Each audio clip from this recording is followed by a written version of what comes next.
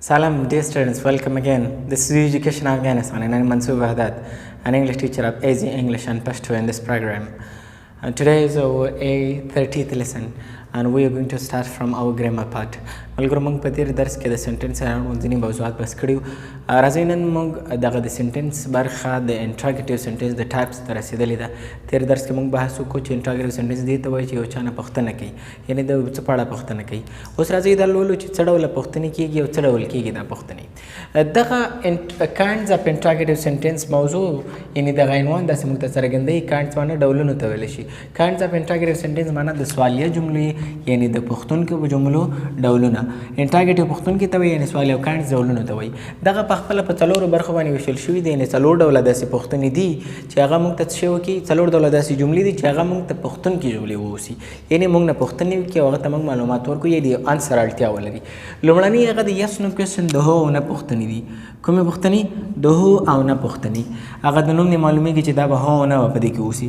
ډبلیو ایچ انفارمیشن کوېسچن معنا د ډبلیو ایچ معلوماتي پوښتنې د چی د ډبلیو ایچ معلوماتي پوښتنې. همداره انډایرکټ کوېسچن معنا غیر مستقیمې پوښتنې. ټک کوېسچن معنا ضمیمه پوښتنې چې د هر یو به په خپل ځای باندې موږ تشریح کوو. خو سمپل یس نو کوېسچن هغه ته وایي چې په هو نه ځوابېږي. ډبلیو ایچ انفارمیشن کوېسچن هغې ته وایي چې په ډبلیو ایچ شروع شي او معلوماتي پوښتنه وسي. انډایرکټ کوېسچن هغه ته وایي چې غیر مستقیم ډول باندې کېږي. او ټک کوېسچن هغه پوښتنه ته وایي چې هغه موږ د کنفرمیشن لپاره کوو. لکه موږ ما دا کار کړی، ولې نه؟ د کنفرمیشن لپاره موږ پوښتنه کوو. راځو لومړنی موږ په یس نو کوېسچن یعنې د هو او نه پوښتنه باندې بحث کوو. دغه د نوم نه معلومیږي چې یس نو کوېسچن it means that these kind of questions they will be answered by yes or no. From the definition there has been written that are those which are answered by yes or no. هغه پوښتنې دي چې یا به په yes ځوابېږي او یا به څنګه کېږي، دا په نو ځوابېږي. دغې ته yes no questions وایي. most of the time زیات وختونه دا پوښتنې په helping words باندې شروع کېږي. چې باندې شروع کېږي؟ helping words باندې. ویلنس معنا لکه to be verbs, to do verbs, can, could, shall, should, will, would. دغه شیانو باندې most of the time دغه پوښتنې څنګه کېږي؟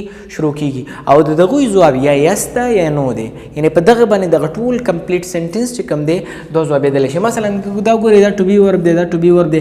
که چېرته مثلا do راشي، مثلا do you have a car، دا to be verb دی. پوښتنه ده ځکه چې ځواب ته اړتیا لري. مګر سمپلی د دغې انسر موږ سره چې دی are you a teacher، یا ته یې استاد یې.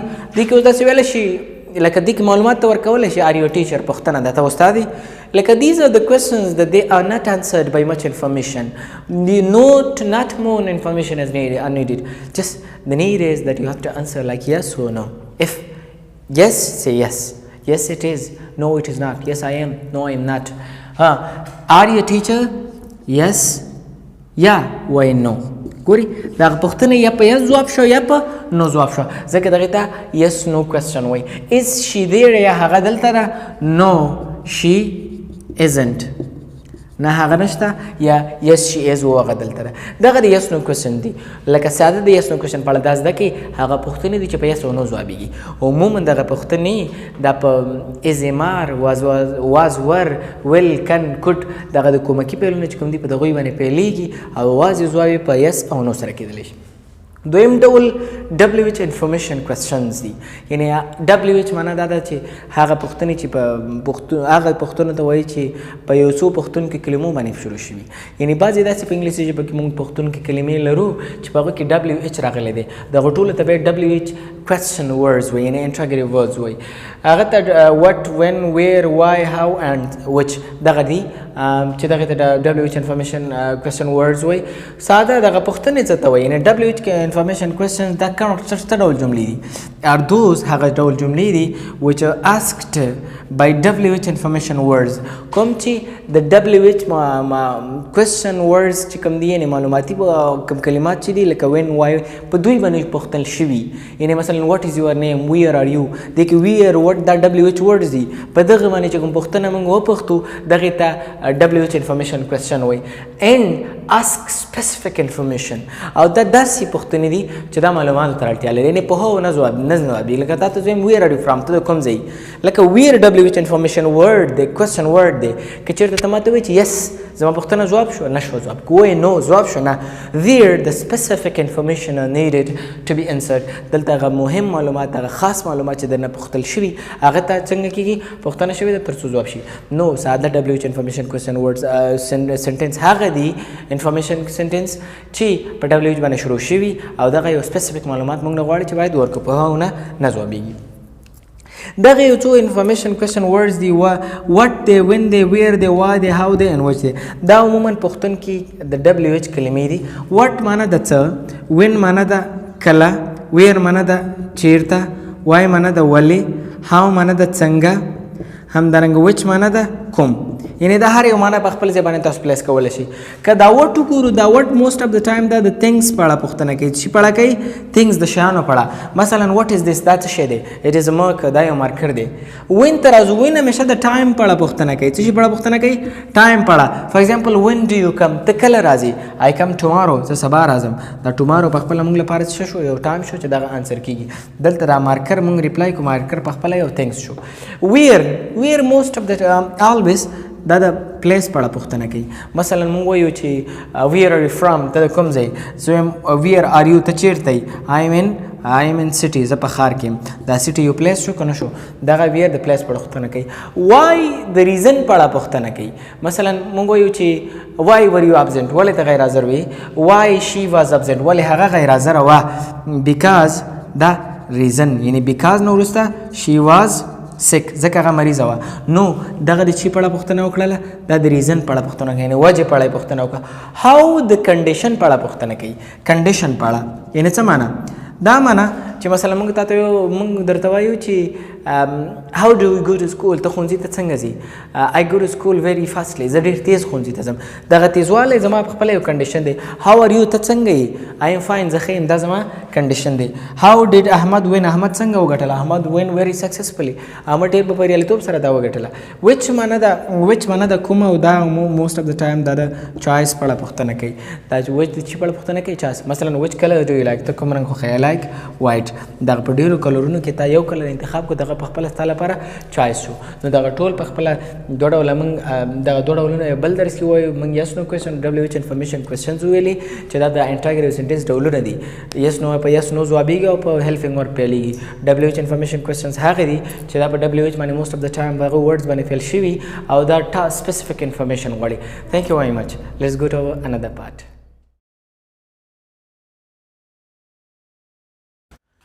coming towards follow me comfortable commercial community complain cotton count customer comfortable माना دا आराम या होसा څه माना आराम या होसा For example, we say that I want a comfortable life. زه یو آرام ژوند غواړم. The people who are seeking for the things that are halal, they are comfortable. هغه څوک چې حلال رزق پسې ګرځي هغوی که حرام یا هوسا دي. Commercial معنا د تجارتي څه معنا تجارتي. For example, there is a commercial tournament. More businessmen they have capitalized and have done the investment there. ډېر خلک دلته یو څه رقم ټورنمنټ دی یو تجارتي ټورنمنټ دی او زیاتو سرمایه ګزارانو په هغه کې سرمایه ګزاري کړې ده کمیونټي معنا د ټولنه you say that you have to serve your community you have to work for your community ته باید خپل یا تاسې باید خپل ټولنو ته خپلې هغه ته خدمت او یا هم کار وکړئ ټولنې ته خدمت وکړئ کمپلین معنا د شکایت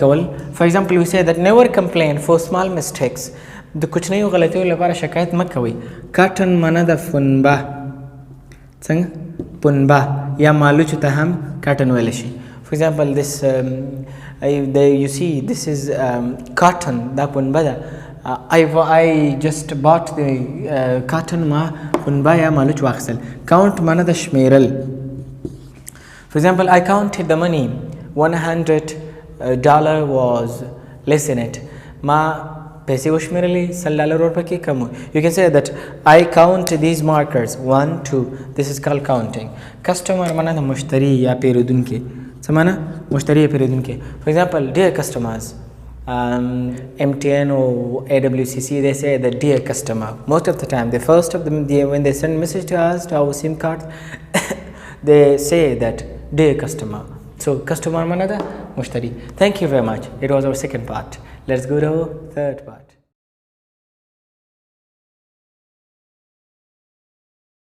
coming to sentences follow me who is your teacher who is your teacher Ahmad is my teacher Ahmad is my teacher who persuades you to learn English who persuades you to learn English my colleagues who is your teacher معنا ستاسې ښوونکی څوک دی ستاسې ښوونکی څوک دی احمد is my teacher احمد زما ښوونکی دی همدارنګه who persuades you to learn English تا څوک تشویقوي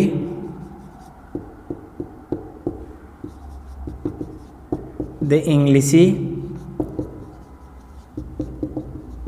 زده کړې لپاره my colleagues معنا زما ملګري so who is your teacher استاد څوک دی احمد is my teacher احمد زما استاد دی who persuades you to learn English څوک دی تشویقوي چې انګلیسي زده کړي my colleagues معنا زما ملګري so thank you very much it was our third part of easy English and Pashto till I'm coming in the another part for another lesson recommending you to Allah have good best and happy time